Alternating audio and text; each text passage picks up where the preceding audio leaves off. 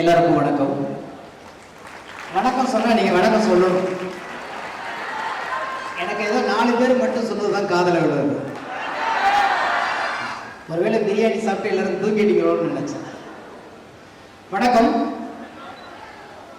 Thanigai estate நடத்தும் இந்த 30 விழாவிற்கு என்னை அழைத்தமைக்காக ஐயா கிள்ளிவளவன் அவர்களுக்கும் அவருடைய குடும்பத்தாருக்கும் உறவினர்களுக்கும் என்னுடைய நன்றியையும் வாழ்த்துக்களையும் தெரிவித்துக் கொள்கிறேன். இதற்கு திருப்புவனம் ஆத்மநாபன் என்கின்ற ஒரு இசைக்கலைஞர் ஒரு பாலமாக இருந்தால் அவருக்கும் இந்த நேரத்தில் நன்றிகளையும் வாழ்த்துக்களையும் தெரிவித்துக் கொள்கிறேன். ஒரு அற்புதமான விழாவை ஒருவேளை இந்த விழாவுக்கு வராமல் இருந்திருந்தால் நான் கண்டிப்பாக இந்த வாய்ப்பை இழந்திருப்பேன். இது எல்லாம் மேடை தோரணைக்காக சொல்லவில்லை. சற்று நேரம் அவரோடு அமர்ந்து சில தகவல்களை சேகரித்து இந்த விழாவுடைய நோக்கம் என்னென்ன அவர் தனிப்பட்ட முறையில் ஐயா கிள்ளிவளவன் ஒரு அற்புதமான இதயத்துக்கு சொந்தக்காரர், வெள்ளந்தி பாசத்துக்கு சொந்தக்காரர், இல்லை என்று சொல்கிற அந்த இதயத்துக்கு இல்லை என்று சொல்லக்கூட சொல்ல தெரியாத ஒரு இதயத்துக்கு சொந்தக்காரர் இப்படிலாம் சொல்லலாம். அதுக்காக அந்த விழாவுக்கு வந்தது. நான் வந்ததுக்கு பிறகு இந்த தகவலை நான் என்னன்னு கேட்கும் பொழுது 37 வருடங்களாக இந்த தொழிலை சிறப்பாக செய்து வருகிறோம். அதை வருடந்தோறும் நாங்கள் ஒரு விருது வழங்கு விழாவாக நடத்துகிறோம் என்கிறார். அதற்கு அடுத்தது ஆயுத பூஜை, சரஸ்வதி பூஜையை வைத்தும் புதிய மனைகளை அறிமுகப்படுத்துவதற்காக 30 விழா என்றார். பெரிய ஆச்சரியமாக இருக்கிறது.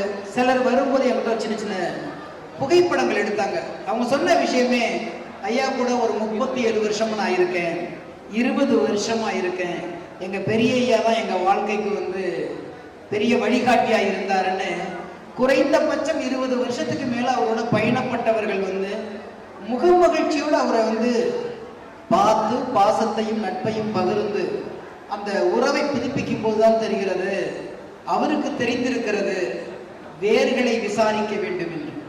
இந்த தொழில் 37 வருடங்களாக தலைத்து பூத்து புழுங்கி உயர்ந்து இருக்கிறது என்றால் நீங்கள் தான் வேர்களாக இருந்திருக்கிறீர்கள். கிளைகளையும் பூக்களையும் கனிகளையும் ஆர்வரிக்கும் இந்த உலகத்தில் வேர்களை யாரும் கவனிப்பதே இல்லை. நான் இந்த 35 வருடங்கள் வெற்றிகரமாக இங்கே நிற்பதற்கு காரணம் என்னை தாங்கி இருக்கிற இந்த வேர்கள் தான் என்று அவர் சொல்லும் பொழுது பெரும் மகிழ்ச்சியாக இருக்கிறது. இந்த நன்றி உணர்வும் இந்த மனித நேயமும் இந்த அன்பின் பகிர்தலும் தான் இந்த பூமியில் பஞ்சமாக இருக்கிறார். பாசத்தை கொடுத்து வாங்குவதற்கு ஏதோ அவர் நிலம் கொடுத்தார், நீங்க ஒருத்தரை தொடர்பு கொடுத்தீங்க, வித்தீங்க, காசு வந்துச்சு, கமிஷன் வந்துச்சு. அதோடு போகாமல் அது வெறும் பண பந்தமாக இருக்கக்கூடாது, அது மனப்பந்தமாக இருக்க வேண்டும் என்று உங்களை 37 வருட உறவுகளாக இருக்கிறார். நண்பர்களே, இன்னும் 10 ஆண்டுகளில் மனிதர்கள் பார்த்து கொள்வது அபூர்வமாக இருக்கும். இப்பயே அப்படித்தான் இருந்து கொண்டிருக்கிறது. எப்ப ஆளுக்கு ஒரு கைபேசி கையில வந்துச்சோ அது வந்த பிறகு யாரையும் முகம் பார்த்து பேசுவது இல்லை. 10 வருஷம் கடந்து வந்தாலும் 10,000 மைல் கடந்து வந்தாலும் பேசும்போது நல்லா இருக்கலாம்னு கேட்டுட்டு இவன் கைபேசியை பேசிட்டு பார்த்துட்டு இருக்கான், அவங்க கைபேசியை பார்த்துட்டு இருக்கிறாங்க. வாய் மட்டும் பேசுது, சத்தம் மட்டும் கேட்குது. கண்களை பார்த்து பேசுகிற கலாச்சாரம் ஒழிந்து விட்டது. மனிதர்களை பார்ப்பதே இன்னும் 10 ஆண்டுகள் கழிச்சு அபூர்வமாக இருக்கும். அப்படி இருக்கின்ற இந்த காலகட்டத்தை அப்படி விட முடியாது. இது மனித பண்புகளால் ஆன ஒரு மிகப்பெரிய வாழ்வியல் என்பதை நிரூபிக்க இத்தனை உறவுகளை எனக்கு இன்று சொந்தமாக்கி கொடுத்திருக்கிறார் ஐயா கிள்ளிவளவன். ஏனென்றால் ஒரு மனிதனுடைய வெற்றி எங்குதீங்களா இருக்கிறது, காசு பணம் சம்பாதிக்கிறதுல இல்லை, காரு பங்களா வாங்கறதுல இல்லை, நகை வாங்கி வீட்டுக்குள்ள வைக்கிறதுல இல்லை. ஒவ்வொரு நாளும் இன்னொரு உறவை தேடி கைப்பிடித்து மகிழ்விப்பதில் இருக்கிறது வெற்றி.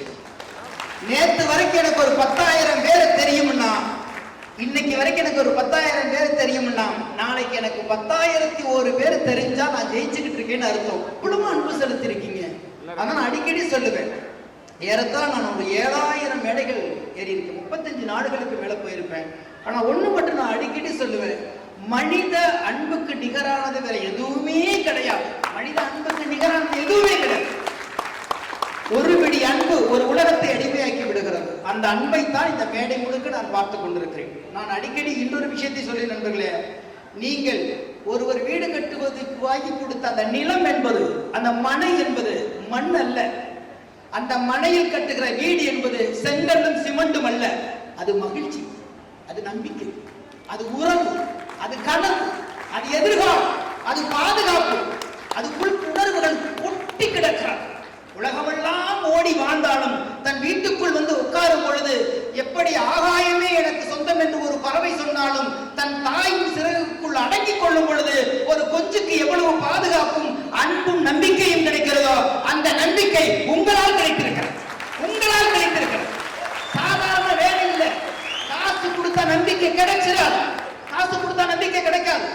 காசு கொடுத்தா பாதுகாப்பு கிடைக்காது. காசு கொடுத்தா மகிழ்ச்சி கிடைக்காது. எங்க தெரியுங்களா? ஒருவர் கூட நிற்கும் போதோ எங்க இருக்கான் என்னை எல்லாம் பார்த்துக்குவாங்கிற நம்பிக்கை இருக்கு இல்லையா, அது அன்பின் நம்பிக்கை. அந்த எனர்ஜி தான் இந்த விழாவை நான் பார்த்துக்கிட்டே இருக்கேன்.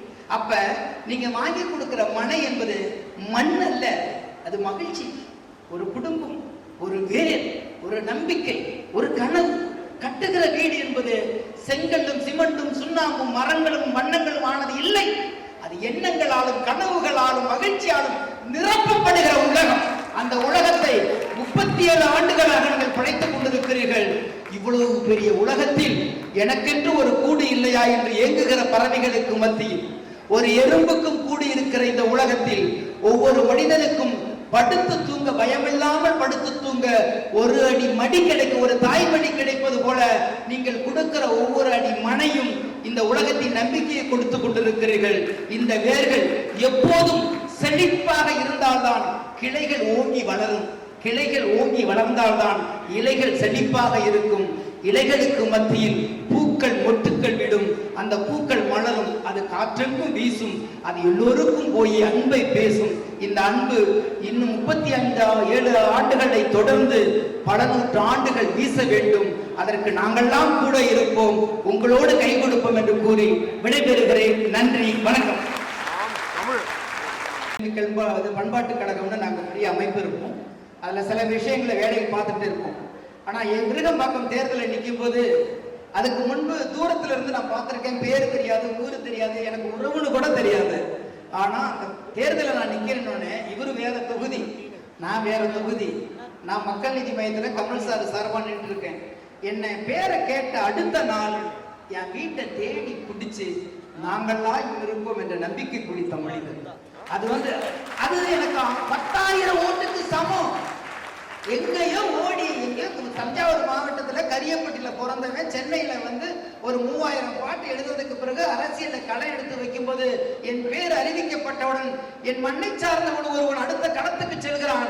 அவனுக்கு என்னால் முடிந்த நம்பிக்கை கொடுக்க வேண்டும் என்று இயர்லி மார்னிங் 7 மணிக்கு என் வீட்டை தட்டினார். ஓடி அவ்வளவு அழகான உள்ளத்துக்கு சொந்தக்காரர், அவ்வளவு அழகான உள்ளத்துக்கு சொந்தக்காரர்.